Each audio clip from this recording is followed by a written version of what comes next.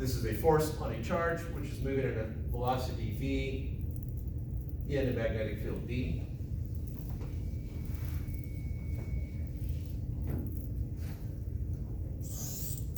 So that's for a single charge, but if I have a current, I got a bunch of charge flowing through that. So how do I deal with that? Well, let's just do a little manipulation. I don't think we did the current, force from the current. Or force on a current, I should say. Not saying any rules of recognition. So I got some magnetic field coming at us.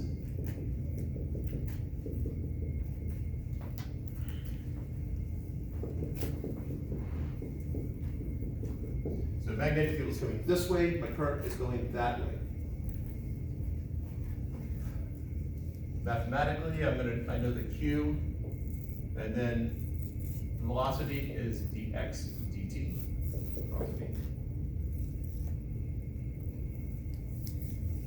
Where the direction of dx is the direction of current. I'm just going to move the time, my dt out, so I get q over dt, dx cross v. And q over time, this is the charge passing by a particular point at a particular time, is the current. Sort of a hand wave on the derivation there, but this would be the current.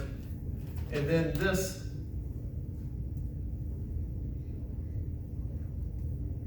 is a vector in the direction of current.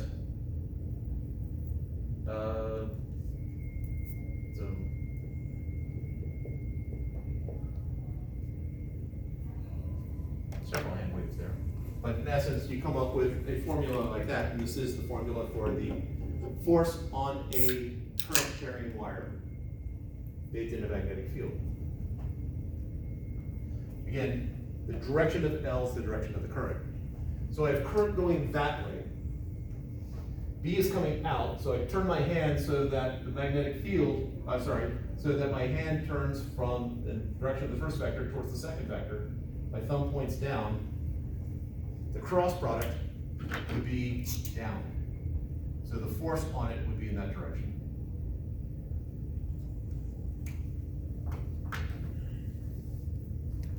Questions? Is there always a magnetic field along a wire of current? Well, in reality, yes. Of any significance, no.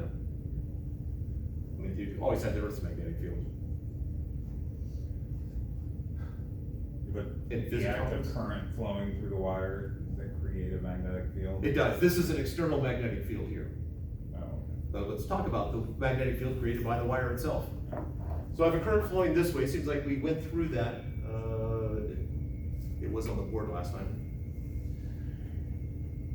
What is the direction of the magnetic field created by the current? Again, the dots here represent an external magnetic field. But the magnetic field created by the current, how does that flow?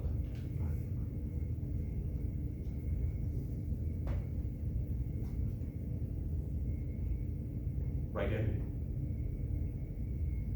One of many. Will just be perpendicular To what? which perpendicular? to the current. No, it's not perpendicular to the current. I'm looking for the magnetic field created by the current. Generally, when you start doing something like that, you're looking at forces. I know this one like. All right, so we got two ways of looking at it. One, we can go back to Biot-Savart.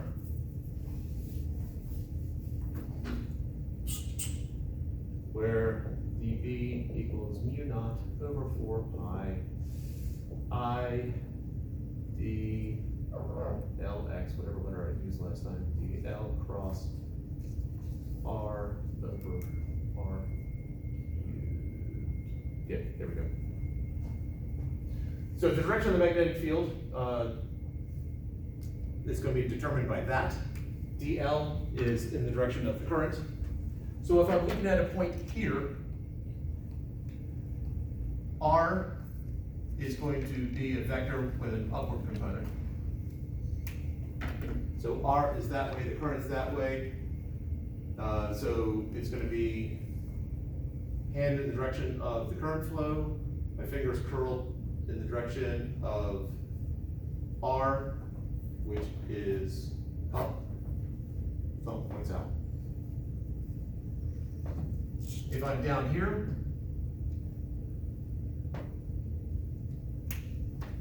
my radial vector there, or the R vector, has a downward component.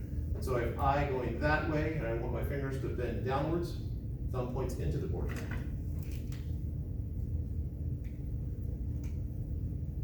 So it just depends on where you're looking at it. Yeah. But in general, it's gonna be out of the board on top, into the board on the bottom. The magnetic field's going around like this. Oh, okay, it's like circling around the wire. Yes. So what we have is a magnetic field coming out of the board. So the green dots are some external magnetic field. I got some giant magnet. I now run a current through the wire. It creates its own magnetic field.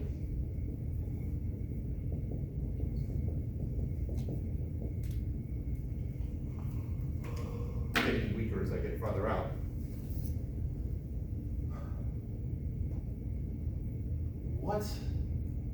In which area is the magnetic field oh, Nick?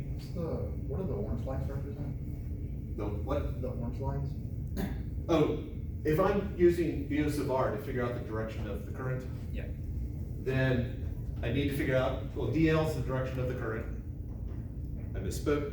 If I'm using B sub R to determine the direction of the magnetic field, I need to know the direction of the current and the direction from the wire to some location in space. And so orange here is, if I was looking at the direction of the magnetic field here, well, R is going to be a vector pointing from the wire up to it. And so the current's running that way. R has this orange line right here would be the R vector, which has an upward component. Magnetic field's coming out.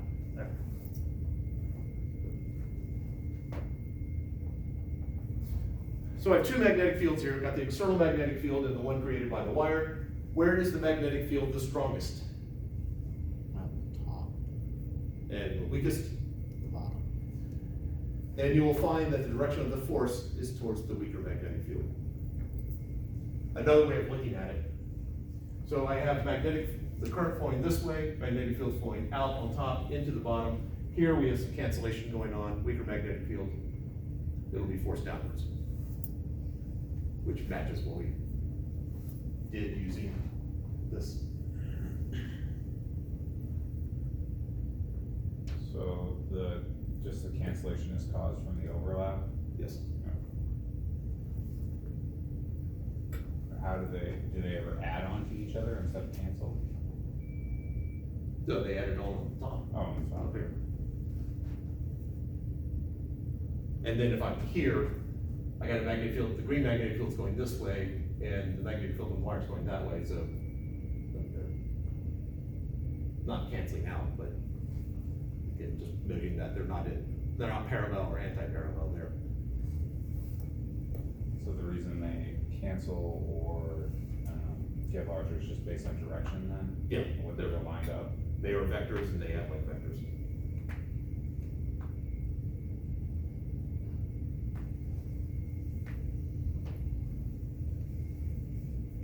So now, given all of that,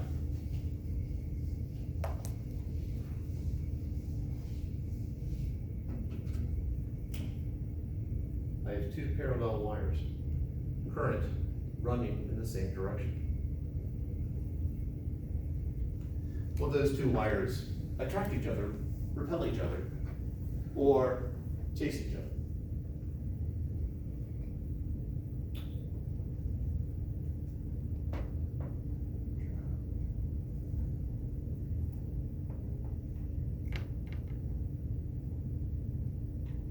Repel. All right, so we gotta vote for repel. Attract. All right, so now one against one. Almost attract. 2 for attract.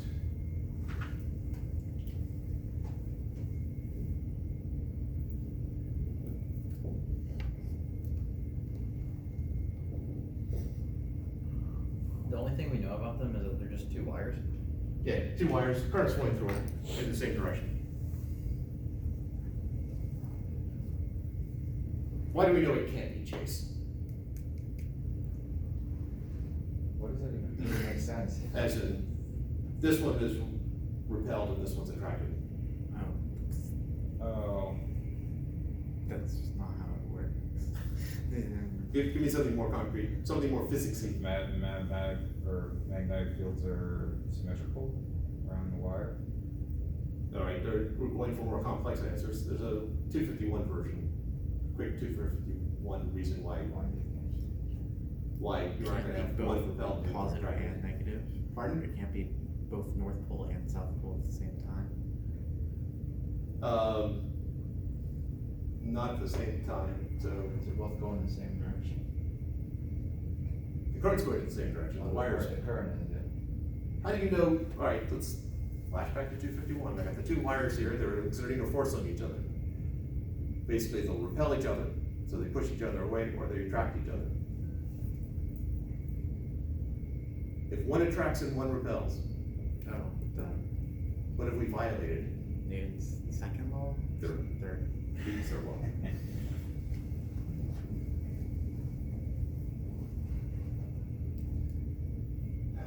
So just 2 against 1, anyone else with an opinion? I'll say repel.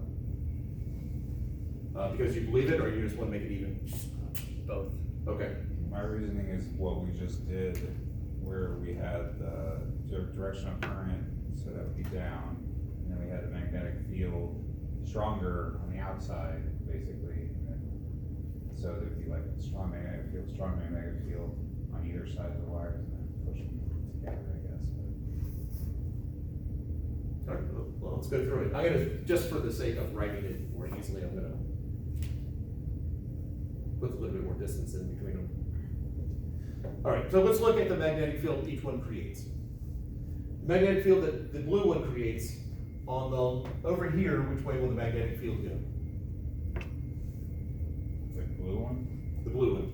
On the left side, it would go into the board. Yeah. All right. So current's going down, so it goes into the board over here, out of the board over here.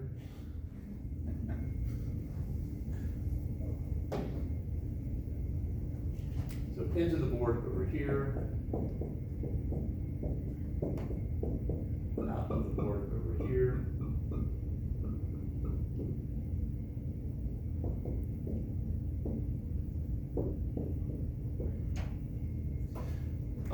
And the brown wire. We already did the brown marker. Oh, there it is, thank you. A little bit lighter. All right, and what about for the brown wire, over on this side? It would go out of the board. Yeah, so current's going that way, into the board over here, out of the board over here.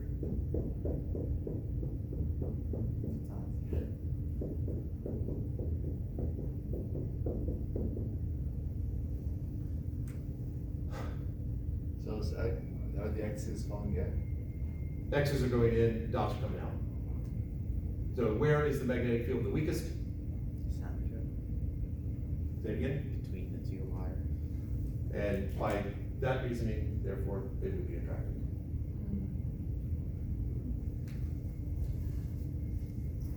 Suppose instead, I've got a power supply right here.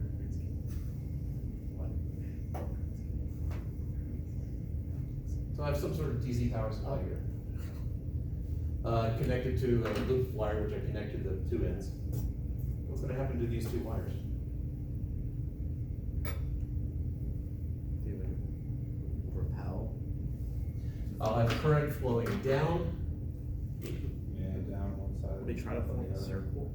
So they're in opposite directions. This one creates a magnetic field that is in over here and out over here. this one creates a magnetic field that is out over here, and in over here.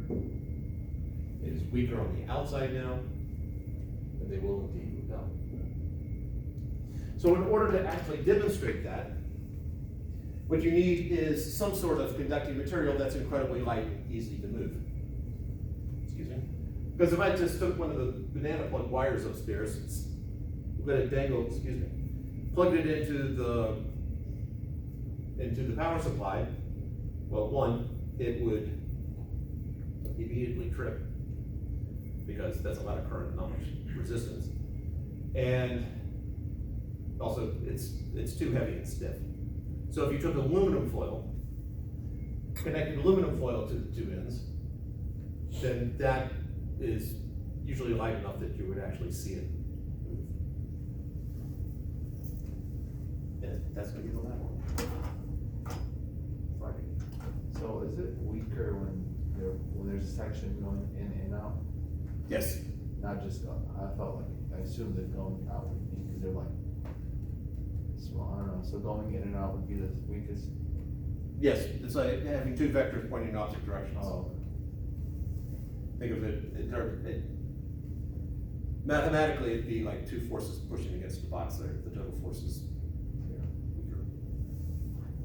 So if the current for one of the wires was going upwards, then they would repel. Yes, And it's because the magnetic field going out of one of the wires and it going into, sorry, they both be going out? yeah, they're both pushed outwards. Okay.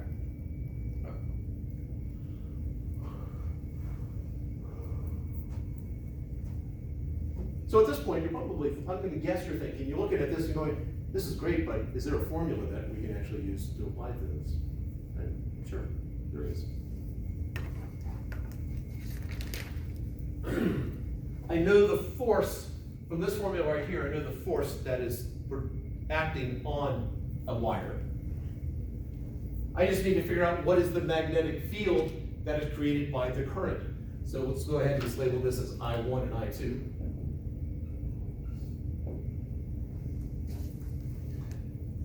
I know that the magnetic field created by the wire 1 is going to be mu naught times the current, I1, divided by 2 pi r, where that distance between them is r. That's, since I care about what is, where is it? Since I care about this particular situation of two wires that are parallel.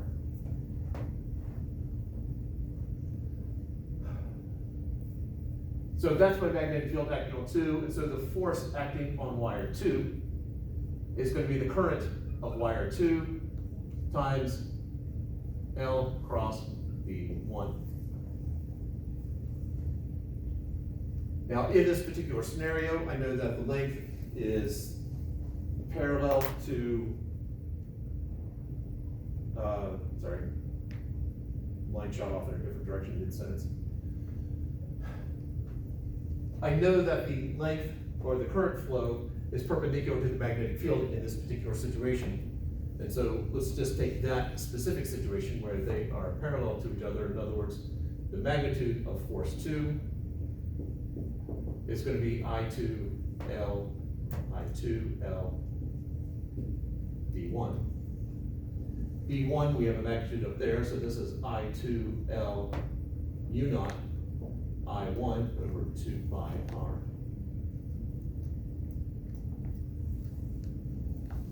Putting it in a more traditional form, the magnitude of the force per length is equal to mu naught I1, I2 over 2 pi times the distance between them.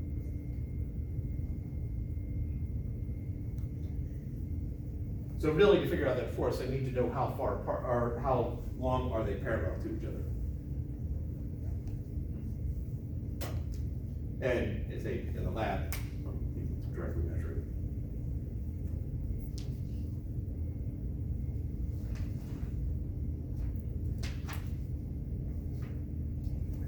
Looks kind of similar to the electric force equation. As a matter of fact, this is the magnetic force, the electric force would be QE. And so there's something known as the Lorentz force. Lorentz was one of the powerhouses of late 19th century physics.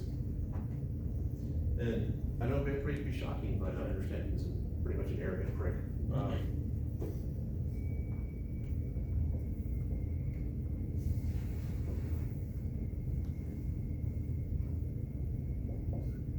I don't know why it's called the Lorentz force. You have the two pieces, and the total force would be the sum of them.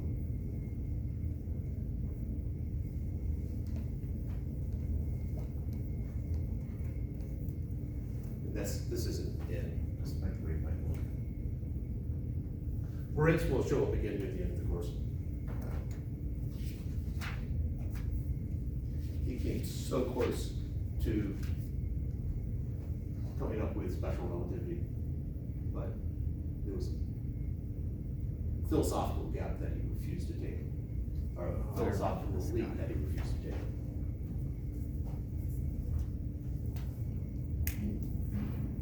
Questions?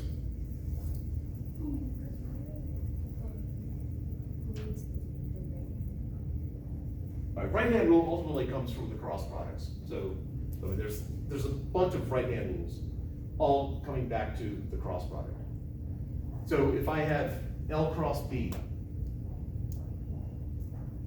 let's take the brown wire and the blue X's. L is a vector in the direction of the current, so downwards. B is coming out. B is going in. So I want to put my hand in the direction of the first vector. So if L is downward, so I got basically 360 degrees, I can turn my hand. My fingers, when they bend, I want to bend towards the second vector. Well, B is going in, so that means my hand has to be pointed downwards, so my fingers bend